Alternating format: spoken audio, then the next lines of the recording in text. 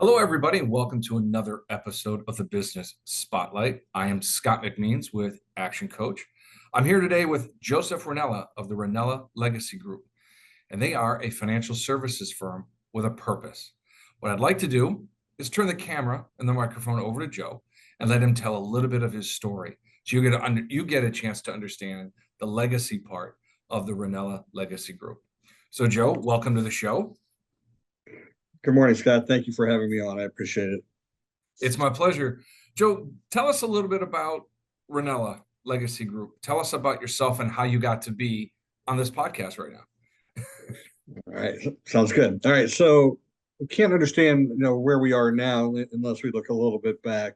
I come from a Army family, and I served as well. And so my dad and my son serving currently. So I think I learned a lot of my leadership skills there, and that really transitioned me and prepared me for corporate America. Um, Pretty well. I was fortunate to have some great mentors, both in my time in the service and in corporate America before we made the move to being entrepreneurs and business owners. So, how did we get into being financial advisors? So we came into this a little bit later in life. My wife and I do this together. We're business partners. She has an MBA and focused on operations management, and whereas my degree is in healthcare management. And so I was a project manager and process improvement specialist in the healthcare field. We came into financial services as a way to um, change our lives for the better and those that we help, as well as our family. And so that really goes back to your ask about the legacy. So we'll talk more a little bit about that. Why do we come in? Why do we pick this industry specifically? So we always have a heart to serve others. We like to help people. That goes back to our service time. We do volunteer work in the community and those kinds of things. But so this is really personal for us why we got into financial services, because my wife um, was diagnosed with a terminal illness a couple of years ago. They gave her 1 to 3 years. And so when they did that, she got fired. Her company that she was working for fired her. They said it wasn't conducive to her continuing in her position. So when she got fired, she'd lost her benefits, her life insurance benefit specifically. The others, was fine. She was on life benefits at the time, but for the life insurance, she lost it. It was a group policy, not portable, and that because she has a terminal diagnosis, she was not able to get it on her own. Outside of that, nobody will insure her. So instead of being able to leave something for her family, to help with bills and those kinds of things, she's just going to leave medical bills. And so that really angered her and myself as well.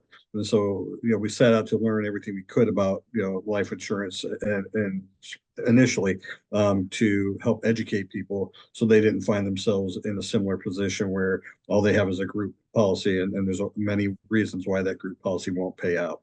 Or even continue if you change jobs and those kinds of things. And it gets more expensive as you get older. So, there were many reasons why we did that. So we decided to build, the Rinella Legacy Group for a legacy to leave to our children and our grandchildren.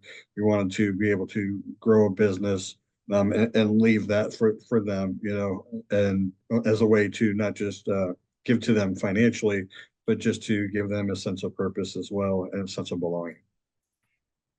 Wow. So I really appreciate you taking the time to walk us down that story. I know it's not an easy story to tell, but it is a story of resilience and a fight for a legacy through service. And I appreciate you taking the time to explain this to us. Um, Given the environment that we have today, especially with the number of financial services firms and opportunities to be in this space, what is it about Rinella Legacy Group that separates you from everybody else? I know there is a strong commitment to personal service, but what else is there at Rinella Legacy Group that kind of allows people to feel comfortable and confident working with you? Great question. So, besides all my corporate certifications, project management, and all that, I also hold, a number of financial licenses. So I'm fully state and federally licensed to do what we do, both life insurance, investments, and retirement security, Series 6, 63, 65, 26, blah, blah, blah, all the numbers, right? So All the alphabet, right? right. I put in the hard work and dedication to learn my craft and become an expert in the field, right? But the real reason is that heart to serve others, right? So um, if you don't have that heart, you're not going to be successful in this business because the industry has been historically sharks taking advantage of people, right? And only caring about the bottom line and making a profit. Whereas we have that heart to serve others. We're very transparent here. We pull back the curtains. We have nothing to hide. We build relationships. It's not about a transaction. We're not trying to sell a product or service to someone and then never talk to them again. So it's really about an ongoing relationship. People's finances change over the years and their needs change. So we touch base with our clients at least quarterly. Hey, how's it going? What's changed in your financial picture? Anything we can help you with? Let's take a look at how your portfolio is doing and those kinds of things, right? And so it's that commitment to individualized planning and service. We don't charge a fee for our financial planning advice, those kinds of things.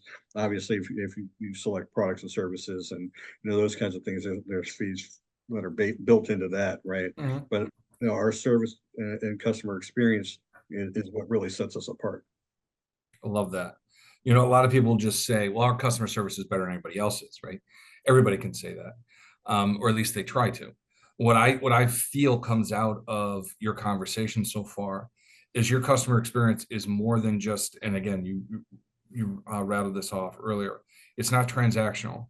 It's relationship based because you have a heart to serve, which is a strong and very profound piece of what you guys do, and it comes from a very different spot than what maybe some other financial services firms come from. And this is where I think about the opportunity to learn from your experience and learn from what you and the team bring to the marketplace. And it's more than just transactions. It's more than just making a commission. It's building a legacy for not only your children and your children's children, okay, but a legacy for those people that you serve by giving them the best possible solutions to whatever their situation is today, and building on and knowing that today is not going to be the same as tomorrow, right? So you're building a legacy of service through best options today. And then when I work with you again in a year, 2 years, 5 years, 10, there is a legacy or there is a reason to keep going because we're going to change the approach to suit what you're looking for. If that's the best way I can explain it, great. I think that's awesome. Um, is there something else you would add or subtract from that conversation? Well, just that the life cycle, people's life change, over the years it evolves. When we're younger, we can be a little more aggressive in our approach and those kinds of things. And as we get closer to that retirement age, we need to dial it back and protect our principal a little bit. So that's where that individualized planning comes in because, we're going to adapt the strategy to fit your life and where you are in your journey, not necessarily, Mm-hmm. a cookie cutter type of approach. Yeah, I like the idea of life cycle changes demand decisions, and when you have a partner like Rinella, you get a chance to see what somebody was and then what they want to be, and you can really do a customized individual plan to make sure they get the results they're looking for. It's pretty Exactly. that's pretty great. What's the Yeah, best thing about what you do every day? What's The that? best thing, I said, we think so. Yeah, we think that's great as well. The best thing we do every day is this right here, just talking to people, interacting. I'm a people person by nature, not necessarily a salesperson. That's never been my shtick, right? So for me, it's just genuine, heart to heart, having conversations, looking people in the eye, those kinds of things, and really caring about my interactions and making sure I leave people in a better place than when I found them. Even if it's just a good morning, how you doing in the hallway in the office building when I come in, whatever, holding a door for someone. I always try and bring a positive impact to people. I love that, Joe. And the idea of holding the door for somebody is become a lost art. When you do it, no matter who's behind you, I think it says a lot about the individual. And I'm a big believer in it because I do it all the time. I just think it's the best way to treat people is just as well as you want to be treated, right? It Right. just makes sense Yeah. to do it that way. 100%. What So it's for me, that's just the way I was brought up. Maybe it's because I'm older. I know different generation, right? I'm not sure if it's a change in the generations where that's a lost art form or whether it's just, people are just so busy and hectic and running. They don't stop to think about their fellow man. And I try I and change that. coming from a coaching perspective, I can understand the thought process behind excusing people's bad behavior, but there is no excuse for bad behavior. I'm just a believer in you wake up every day, don't be a jerk today. Wake up every day, do well by others, because at some point it's going to come back on you and you want that to come back positively. You don't want it to be a reflection of how you've behaved to others. That's just, Correct. I think, I wouldn't say it's a lost art. I think it's just it's become so uncommon that when it happens, people are shocked by it. When you do hold a door open for somebody, like, oh wow, well, thanks. Like they didn't expect it to happen, right? And I think going back into the conversation about what you're doing at Rinella Legacy Group is when you do something that is perceived to be uncommon, you stand out, right? When you do have a thought process towards an individual plan, when you do approach somebody with a heart to serve, they look at it as if, okay, what are you trying to do? What's going on here? This isn't right, until they experience it and they get wrapped around by the concept of, no, no, we got your best interests in mind. And I think that's what separates good companies from bad companies. I think that the mentality and the vision that people have for their business is what truly separates them from the Tom, Dick, and Harry's in the marketplace, right? It's what you stand for. It's your morals. It's your standards, and I think those things need to be portrayed very positively when you talk about your business. And that's why I want to give you the platform today, because I think there's a uniqueness about what you're doing and why you're doing it. Because I guarantee you, there's a ton of people that have an experience very similar to yours and what your wife had gone through, and they recognize you're just trying to do something different for not only yourselves but others because you are empathetic to the Right. situation at hand. I think it's brilliant. I appreciate you taking the time to do that stuff. Sure. So I'm just being me. no, that's great. Just being me. That's good. So when we talk about all the good stuff we just said, what are some of the biggest challenges that you had, and how can you help like educate the audience as far as here's a challenge that we had and how we took care of it?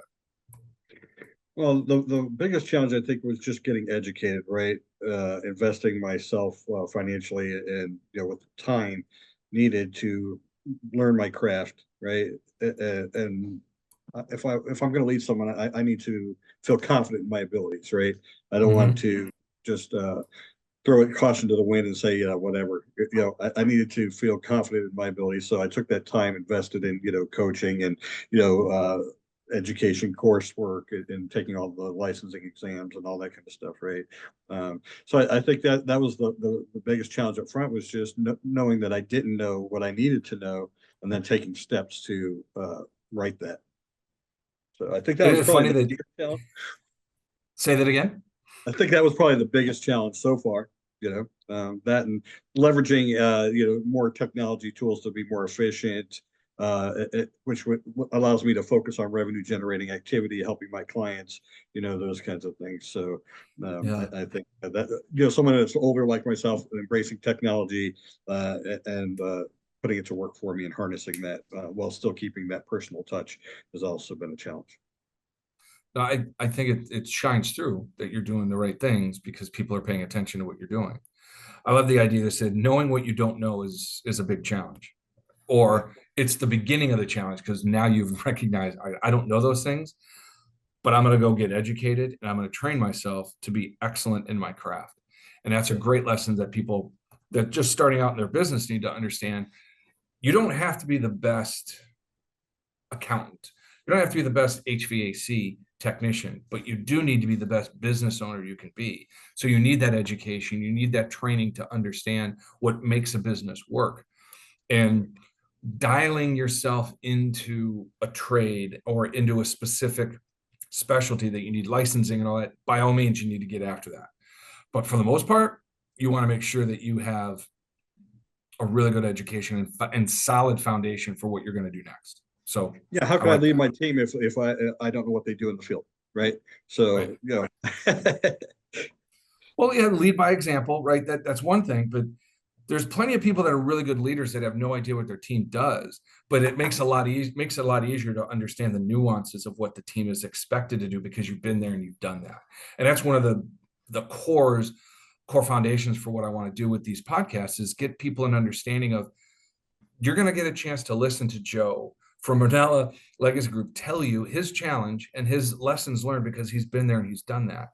And I think that's one of the basics of learning is finding people that you can be taught by, finding people that you can listen to and watch their experiences and then build off of them. And to me, that's one of the core essences of being a business owner is learning from not only your own mistakes, but learning from the mistakes of others that you get a chance to watch. And there's nothing wrong with that. Yeah. And there's plenty of people out there that are willing to share with you their experiences as well. And that's what I think makes this show so great. With that being said, what are some of the lessons that you've learned now that you've been a business owner for a while? And don't laugh because this is a great question. Well, I think it all starts with mindset, right? I That. think that's the key. Resiliency. So these are some of the things that you have to learn as a business owner. Is first of all, you're responsible for everything. Everything is your fault as a business owner. So whether it was you or not, it's still your business. If it's someone on your team, they're representing you and your brand, right? So and your brand is what you have, your reputation. So you have to embrace that mindset, knowing that it's different than being an employee, being a business owner. You have to focus on everything, not just one little thing, right? Until Yeah. you can bring in a strong enough team, that you trust that you can delegate to, so you can focus on making a bigger impact overall. So I think those failures you talked about earlier. Yeah, those are learning opportunities, right? And so that mindset, Mm-hmm. have that mindset. You go in every day to try and learn and improve than you were the previous day, right? And if you keep that mindset, you can overcome any business challenge that you run into. I love that. It's the mindset is the biggest piece that I would suggest as a business coach. I get a chance to really help people with is getting out of that doldrum of everything's somebody else's fault. I'll blame somebody else. I'll make an excuse. I'll deny what's going on, as opposed to rising above that point of power and saying, I am accountable. I own my situation. I'm responsible for the outcomes. That makes a much different business owner than somebody who is just riding the wave and experiencing whatever the business has to offer them. This is somebody that takes the reins, makes decisions, and moves the business forward. That, to me, is the best possible business owner, right? Somebody who can understand um, their own input and their own influence on the business, regardless of the team they have in place. And I don't say that to make light of the team they have in place. I say that because, and you made a great point, Joe, everything is your responsibility. Everything is your fault. So if you allow people on your team that don't share your values, don't share the vision that you have, it's really hard to get those people on board with you. It's really difficult to have those people come on board and say, yep, I'm going to follow you to the ends of maybe the end of the street because I don't believe what you're doing. Right. It's hard. It's hard to grab people. Right. But when you have what you're trying to do, a push to really create a legacy of customer experience and legacy for people that you work with, people that hire you, that to me is a much bigger piece of the puzzle than just what's my paycheck going to be when I leave every day. Right. Exactly. And it all starts with your culture, right? And then right down into the interview, you know, from day one, you set those expectations. You look for people with the same qualities and values, right? It doesn't always work out, but I like to think I'm a pretty good judge of character. And those teammates that we've brought in that fit that criteria are the ones that really become successful here. Yeah. And it's good to hear, right? Because you, as an employee, you want to work for somebody that has a solid vision and a mission that makes sense that you can align to. And again, I always put it back to employees exchange their time and talent for a wage. Mm. If that's the only exchange that you have that aligns you, how much longer is that person going to be willing to exchange their time and talent for whatever wage you're going to pay them? Don't get me wrong, I'm not saying take advantage of somebody. What I'm saying is when you have somebody on your team that fully believes in and buys into what you're trying to do as your vision and your mission, the culture is more important to them than any dollar they can make. And if they do the job right, the business succeeds. Therefore, they get the rewards of the business. So it's this interesting perpetual motion wheel, right? That it takes a bunch of people to get on board and make it go. A bunch of people get on board and make it go, right? And once it keeps going, then you have this amazing, amazing inertia, this energy that cannot be stopped because it's got the support of a team of people that believe in what they're doing. And because they believe in what they're doing, they do a very good job because they're not cutting corners. They're not trying to get out at 4 o'clock. They're doing things because they see the end goal is much bigger than themselves. And that to me is one of the biggest things a business owner can do is set that stage for people to perform. Exactly. Yeah. And it sounds We're like in the you've got highest that. paid industry out there. Financial services is the highest paid industry, so the money will follow, and that's how we've been Yeah. so successful so far. Is just not focused on that. I mean, yeah, as a business owner, of course, you're worried about revenue, the bottom line. Your Yeah. budgeting, growing your business, but it can't be your only focus, right? Right. And once you become a business owner, you've got employees that you need to take care of. So now your vision is much different than it was 2 years ago. Now your vision has to include the aggregate of your business, not just the entity Right. that the business is. It's the aggregate or the sum that makes up the parts or the parts that make up the sum, however you want to look at it. Say, this business is much bigger than just what we started out as. This business now has moving parts that have families of their own. So we need to have an adjustment to our culture to make sure that we have everybody's best interest in mind. And it's not that you changed your values, you just maybe reprioritize them, right? Right. Yeah. It's an amazing piece because a business, as you've learned, right, is a living, breathing thing. It has to be fed appropriately, it has to be cared for, and it has to be allowed to grow. And if you are constantly giving it the right food, it's going to be an unbelievably healthy business because people that work there want to be fed and they want to keep going. So I'm all aboard. I'm all aboard what you're doing. Yeah, I What did liken it fight? to a metaphor of a garden, right? Yeah, You nurture it and help it grow, and it will flourish and bear fruit. very good. No, that's such a great one. Yeah, because if you neglect the nutrients, you neglect watering it, you don't give it sunlight, how do you ever expect it to grow? Exactly. Right. And it's hard to work and thrive and eventually grow under a micromanager, right? It So is. the type of leader that you are is interesting. I'd love to hear your thoughts on being a military person. Mm. How do you translate military type leadership into business type leadership? Ooh, that's a great question. I was fortunate, I've served under people in corporate America and in the Army that were micromanagers, and initially, basic training, that's their job. They have to do that. But, in the field that I was in, healthcare administration in the Army, I was in a large hospital, in Germany. So I got to learn under business leaders from that perspective. Yeah, officers and senior non-commissioned officers that had been there, done that, right? So they helped me formulate how I lead people, how can I motivate them, right? Mm-hmm. Without it's the carrot and the stick, right? And all those basic principles of leadership. But it's setting that vision casting, what you expect. You're clear on your expectations up front. You and everything you do is driven towards meeting those Mm-hmm. expectations. If I tell my team I'm going to do something, I'm going to do it. You know, so if at the same time, if they schedule time on my calendar, then I expect them to show up, right? If they don't show up, then I'm not going to give them the time, right? Yeah, no, that's Respect. solid. And I think people have a misunderstanding of the rank and file type leadership that comes with military. And what I think people really need to pay attention to is the mission is whatever the mission is, right? In your case, healthcare hospital management, the mission was the best economical care for our servicemen and women, right? That's the mission. Yeah, How do we achieve that? Well, there's somebody at the top that has to come up with the vision, the mission, and the plan, and the strategy to make that work.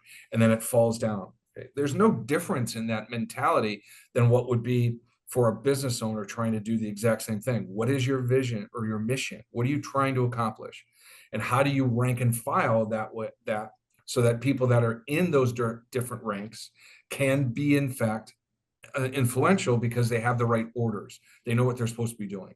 So correct. clarity in communication and orders, I think always comes back to what is the mission? What are we trying to accomplish? And it cascades its way down the rank and file. So everybody understands this is the direction we're going. These are the steps we're going to take to get there. And everybody pulls their weight. We do that every week. We have a team meeting once a week, and our team comes together, and that's what we do. We set the vision cast. It's the very first thing we do is we come in and okay, here are our goals for this week. As a team, this is what we want to accomplish. Okay, Hmm. this is what you should do to do your part to contribute to that, right? And if you're having trouble meeting that or need some assistance or further guidance, then we set one-on-one appointments from there, right? Where we can go and provide individualized coaching to our team as well, not just our clients, right? But we set that, we do announcements and then we train on a topic, right? Because we're always improving our skills. Skills pay the bills. So, if not improving your skills, you're not going to be able to help your clients unless you're not going to be able to hit your own personal goals financially. So, No, it's wonderful. And again, it's that's why I was asking the question, what's the difference between military leadership and corporate leadership? I think most people have an understanding of military as much more staunch and rigid. I don't know if that's necessarily the case. You tell me.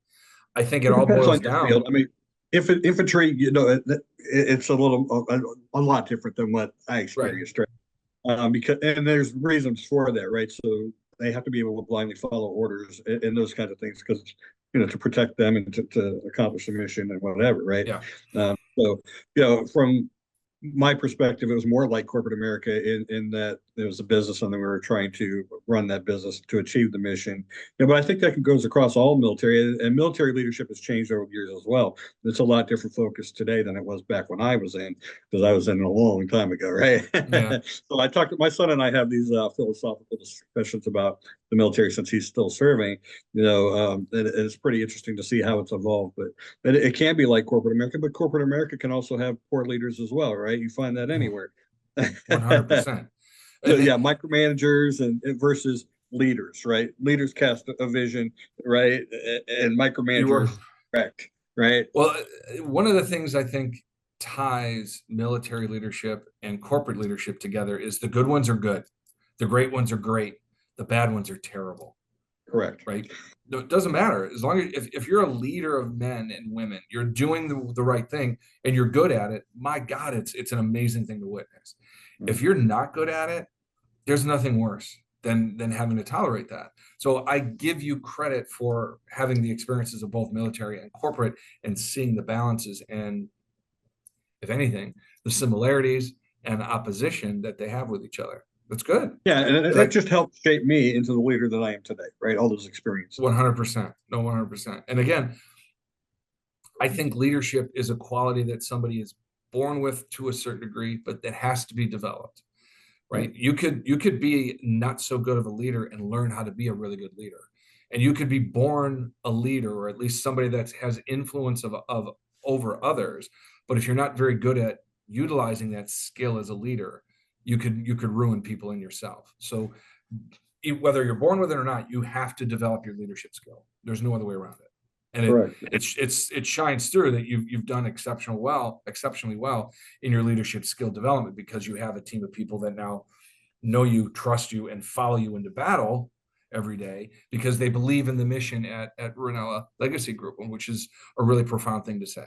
So congrats But on that. even though I'm here and I've had a great career, and all that, I don't stop learning here. I still engage, Right. mentors and coaches, and I have books, a stack of books behind me. I'm always learning or reading and trying to Right. improve because growth doesn't stop. If it Well, does, and stops Joe, stagnant. growth doesn't stop, leadership doesn't stop.